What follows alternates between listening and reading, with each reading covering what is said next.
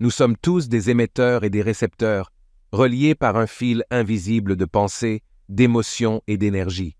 Cette connexion varie en fonction de notre élévation de conscience. Je te vois, je vous ressens. C'est une réalité profonde qui transcende le visible. Chacun de nous possède une sensibilité, une intuition qui nous permet de ressentir les énergies qui émanent des autres, qu'elles soient positives ou négatives. Cela signifie que lorsque tu émets des pensées négatives à mon égard, lorsque tu médites sur moi avec malveillance, je ressens cette énergie nocive. Il est illusoire de penser que nos pensées et émotions sont imperceptibles. Elles ont un impact, qu'on le réalise ou non. La médisance et la malveillance ne sont pas seulement des actes de jugement ou de critique envers autrui. Elles sont une forme d'auto-enchantement maléfique.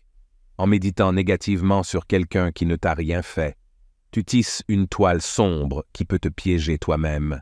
C'est une malédiction que tu t'infliges, une auto-envoûtement qui affecte ta propre paix intérieure. Ces énergies toxiques ne se limitent pas à la personne visée.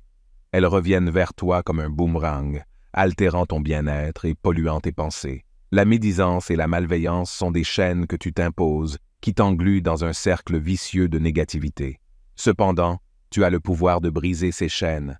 En choisissant de transcender la médisance et en cultivant la bienveillance, la gratitude et la compréhension envers autrui, tu peux te libérer de ces malédictions que tu t'infliges.